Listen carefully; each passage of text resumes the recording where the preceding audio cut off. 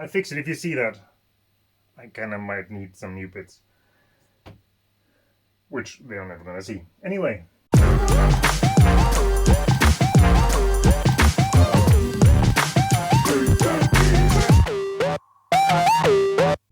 And now we are going to make a little modification to the looks of things, because we're gonna take this lovely original key fob from obviously VW, and we are going to turn this into this. This is obviously not an original, it's made in China. It is I think it's based on the Mark 7 or something, original remote. And yeah, it just looks just a lot better, more modern. It's a bit big and bulkier, but yeah, I don't see a reason why not to do it. And obviously, as you can see, I already did one, so I already know how this works. You can see the mess, the aftermath of that job here. And there's parts of the new key, parts of the old key, parts flying around. And the biggest problem, as it turns out, is, well, the biggest problem, most difficult part is in here. Oh, let's focus you. Come on, focus, focus. There you go. In there, in this little cavity, is a little transponder for the immobilizer that prevents the car from starting if you don't have that. So just swapping all the electronics over, like the buttons and the electronic, the remote parts and the key, because, well, you can't really use that, the blank that came with it. If you don't swap that over into the new housing from there to there, if you don't do that, that thing is not going to start your car. But I already found ways to do that. Acetone, alcohol, brake clean, I think. I probably use almost everything that you can see here. Almost. Definitely not the oils. But I tried a lot of things until I got it out. And in the end, what actually helped and worked was heat gun. Soldering gun. Just heat it up, and then I was able to get it out with like little focus. There you go. Little hooky things and stuff like that, and eventually got it out. So let's turn this one into that one. So let's get started on this. It's actually pretty straightforward and pretty quick if it wasn't for the whole heat thing with the transponder. So I'm not going to turn that on yet, it's going to just make all the noise. Really easy start is, this just needs to be pulled apart. Well, you can also pry it apart, but it should relatively easy come apart. And if not,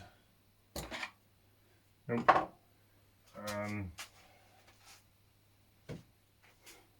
The free screwdriver from the Eos. Pop. There we go. Pull apart. That's the part with the transponder. This is the part with the remote. There's just a lid on here that needs to come off now.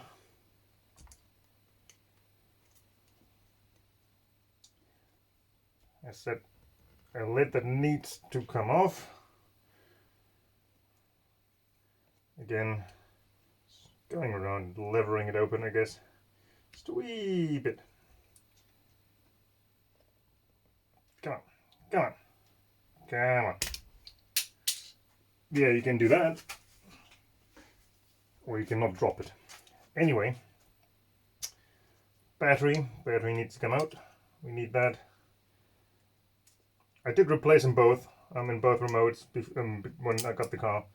So this battery should be plenty happy, plenty fine. You can see some corrosion, so there was definitely battery in there that was no good at some point.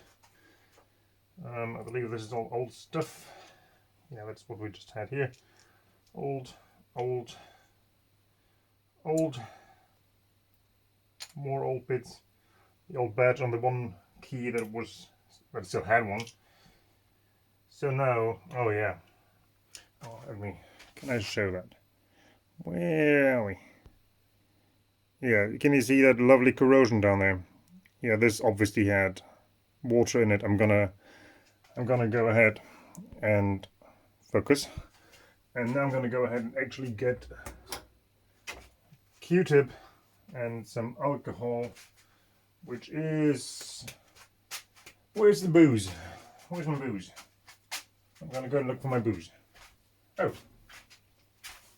right there. Although prior to that, I want to get this bolt out of here, which means I kind of need to, well, I can just try to pry it out. Not a fan. It is like heat staked in. I'm gonna just snip off these little tops here. Let's have a look. Can we do that on here? Can we? Maybe. There we go. There's another one. There you go. Just do that. Put it back. Refocus. And now, yeah, exactly. So this just comes out. 3 buttons. Bunch of corrosion that I don't fancy. So you can over here, garbage pile. Let's get some alcohol on this Q-tip. Just see if we can't clean this off a little bit. You know, for longevity's sake. Not because it doesn't look nice, which it also doesn't, but I could really not care less about that. But I really don't fancy the remote to die, even though parts should be cheap, at least on this part. What isn't cheap is the transponder bit. And because as far as I know, you can only get that from Audi. And the last time I was looking for a key for the Audi, from VW, sorry. Because the last time I was actually looking for a key replacement was for the Audi A3. And I was quoted like something around 270 euros for a replacement remote key matching the car, including coding it to the car. So I don't fancy that. Not really. Anyway, that should be cleaned up enough. Looks a lot better. Okay, so let's put that aside. It's time to go here. I don't even have to peel off the badge anymore to get to this Phillips screw here, because the badge has been long gone, as can be witnessed by this rusty screw. So this just comes apart now. I'm gonna try to do that carefully because of that springy magic in there. There you go. Turn around, put aside, spring aside. We'll need that in a second, and you can go there. Now we have to actually get this out of there, because we need that to go in here. The way they did that on these keys is, let me show you again. Focus something here. So, tiny little pin in there that's just holding this key in place. There's like a little slot like this right back here, and yeah, we need to punch that out. Punching that out, last time I used, for the other key, my trusty iFixit kit, and this teensy tiny, I don't even know what you are, I think SIM removal, yes, looks like SIM removal kit, a bit. I apparently also bent it a bit. Oh well, whatever. It's a SIM bit from here. I used that in combination with, beforehand, I believe, I used like a Torx 3 or something until that got stuck in the hole. So I'm gonna probably go for a combination of those two again. Anyway, I'm gonna use a nut because I need some round or some open surface. Gonna put that on there. Gonna get the Torx bit initially. Is it even on screen? No, it's not. So let's do that over here. No, that's done. Let's do the easy way, you know.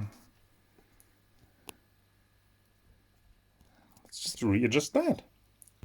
Focus back there, please. Thank you. Okay. Torx 3 bit, put it on there, hold it in place, wake up the screen, hammer your Torx in there, get it out again, and realize it didn't work. So, next step, don't use a Torx 3, use, yeah, let's try to use a Torx 5. Let's see if we can get anywhere.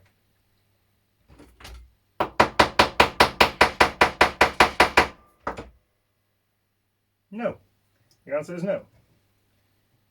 Torx 4? I mean, maybe not a Torx at all, but I'm running out of ideas here quickly. What are these? These are little Allen head. Let's try that one. Allen, what is it, a 0.8? Might be a bit too small. 1.3 Allen head. That could do.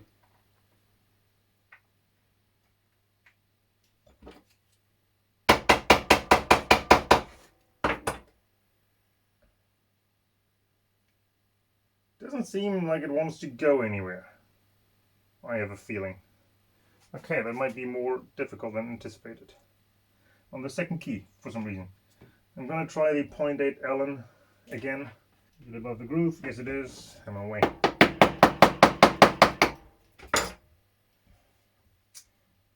Huh. It's funny, like it seems to be going in but not coming out the other side. So let's try that again the other way around. Maybe that is key to success here.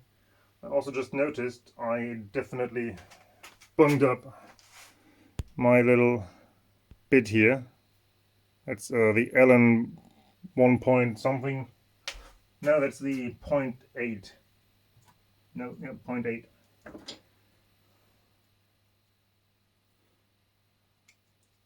Might have to. Yeah, great. I fixed it. If you see that, I kind of might need some new bits, which they're never gonna see. Anyway, lovely.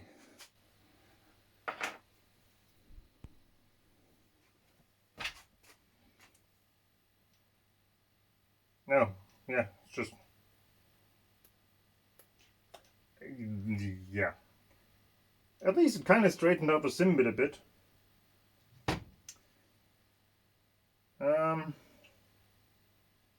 Yeah, I don't know. I'm a bit at a loss right now. Should I try this bit from this side?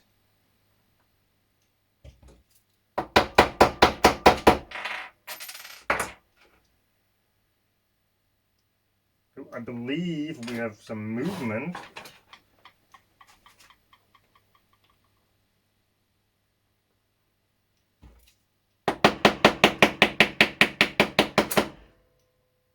Don't know what the noise was, but would you look at that? Getting somewhere. No, no, there we go. But now I hit the, but now I hit the thicker part of the bit, which is the point where I had to switch bits last time. Yeah, this does not want to come out with the pliers, as you can see. But yeah, obviously this is, yeah. I seem to be making progress with my little wire snips here, just gently, like left and right, prying it out. And there we go. It's out. Is it? Is it all the way out? Looks like it. Come on, come up up. Be a good key. Be a good key. There we go. Come on, come on. There we go. Okay, let's move all to the side. Let's go back here. We now have the blade out. This is the groove I talked about. Come on, Focus. Focus. Come on. Yeah, there we go. This is the groove I talked about. That's where the pin was in. We're gonna not use that as it is. It's a bit different on this key, on the new key, because this has 2 set screws right there. Also, last time at least, I'll have a look if I have to do it now, and the other key I had to. Actually, I had to file this down. There we go.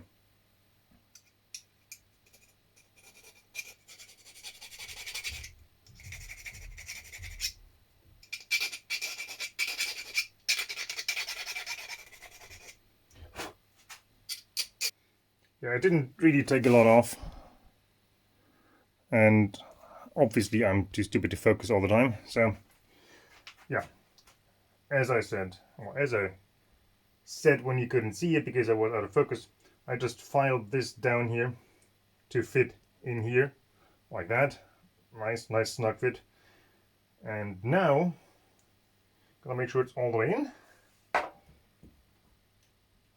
Now I'm gonna just tighten these set screws down.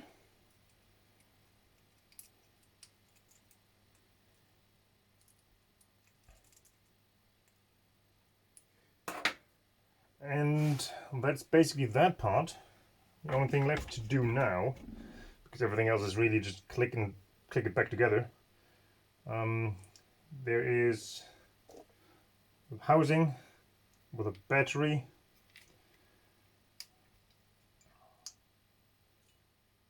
Yep, that's in. It stays in. As you saw, the other housing, the old housing had heat-staked stuff. In this case, you have 1 pin here, and I think there's another pin over there somewhere. No? Anyway, you have 1 pin here, and this is a screw hole. And you just remove the screw, put it aside. Then you take the electronic board, the remote, the actual remote control, and fiddle it in here. Like, yeah, you fiddle it in there. Has some little hooks here and here to hold on to it. That's the contact patch here that we cleaned up from the battery, where it was corroded anyway. Goes in there. Let's see if this one wants to go in right away without moaning. This last one I actually had to file a little bit on the plastic. This one looks good though. Click. Nice. So this is already in. And now you just take that little screw that I can't see anymore. Oh, there we go. Tiny screw. This is like the Phillips 00. Put that in here. A lot better than heat staking anyway. Can go over there. Don't need you either. And then this just goes back together and you clip it back together. And you're done. But before all that, we now need to transfer the transponder from here to here. So let me see if I can get that in focus. Focus. Yeah, there we go. Oh yeah, there. Shiny little transponder. It's glued in there. Was pretty strongly glued in the other remote. I have no hopes that this is going to be any easier. So I'm going to give it a little tug here, just to check. No. This again looks glued in very well. I've seen videos online where this literally just has a little bit of like rubbery, sticky glue stuff, where people just go in with a hook and pull it out. This is definitely not the case. These are properly glued in. Looks like quick glue. I don't know, something nasty. It does not move. I tried acetone, I tried alcohol, I tried brake clean. None of these worked. So we're gonna go with this one.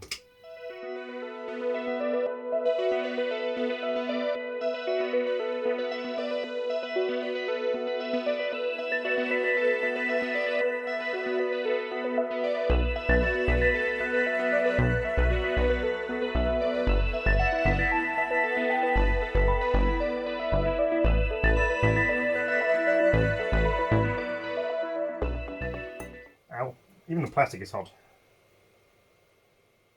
Oh, this is actually not bad. Yeah.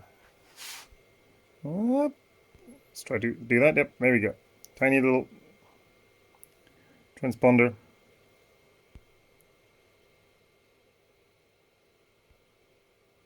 And this is now going to go in here. Liking any ideas of what I should and could use for this. Last time on the other remote, I was really bad about that decision. Because what I used is silicone, like silicone, you know, the stuff I used to fix the drains. It's definitely not what you're supposed to use. I'm pretty sure about that. But it's kind of rubbery. I mean, this clicks in place here. Allegedly, you don't need anything. Like it has a little click when you put it in. I don't trust that though. I don't know. I'm just gonna get some. Silicone out of here. That's way too much. Let's give this a little dab in here.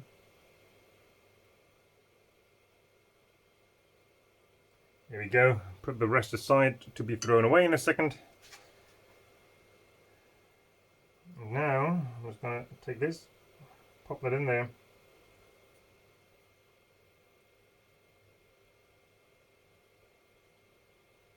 Here we go. And now it's in there.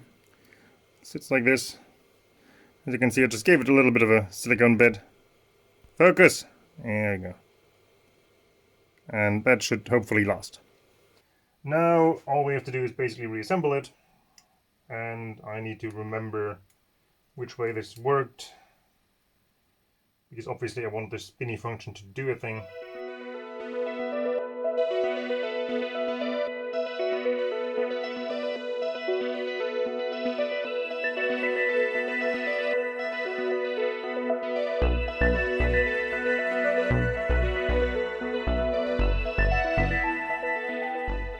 There we go. There we go. I knew it was some weird combination of like 1.5 turns of something. Okay. Now this is flush here. Now we can put this in here. Click that together. And now we should have... Yes. Now align the keys again. Get this puppy.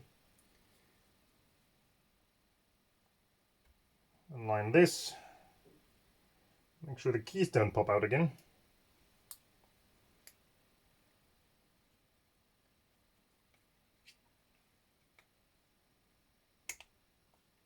Click that back together. Now, what you can see here is where the blade is. Well, you could see maybe eventually there. You can see this ridge over here. This is where this needs to be clipped, still pressed together. That's a bit of an iffy thing. They did it pretty easily, like in the video from the manufacturer, but I found it's just a little bit of a pain in the bum. As you can see, they just took like a plastic spudger and just like clips it like that together.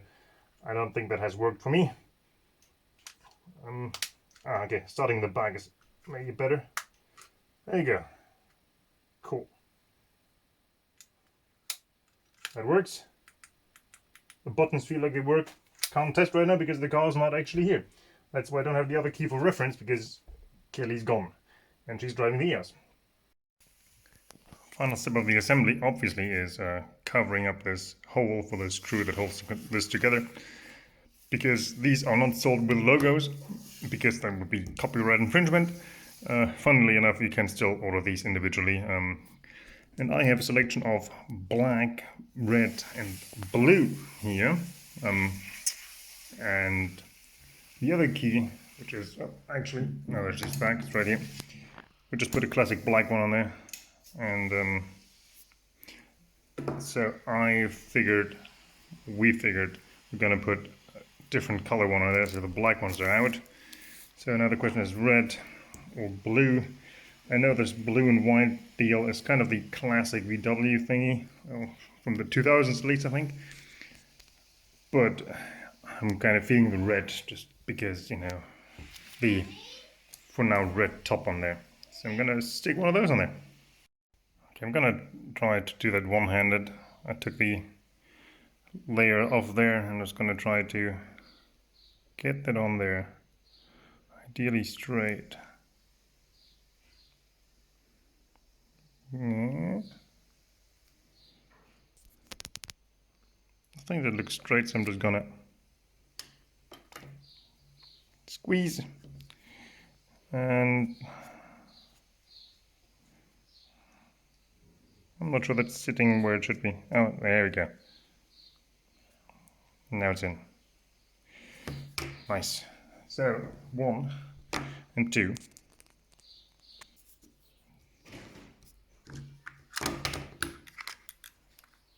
They work, and as we noticed, this one still has a working LED. This one doesn't. I don't care. It's fine with me. On to next things. Oh, and if you're wondering what all that cost, $4.05 each remote's $8.10, and a total of just shy of $5, including shipping for all these badges, like 3 bags of 10 in the colors. So yeah, basically nothing. What's that? $13 and change shipped. Just took like 4 weeks to get here from China, but yeah, definitely worth it. You can buy them in Germany on eBay, but you don't get them with these. So you have to source these separately, and I have not seen them on eBay Germany actually, probably because of copyright reasons. And these come, I think, for 20 euros in a 2-pack or 25 or something like that, which is also a lot more than 4 a piece. So yeah, well spent, 10 euros.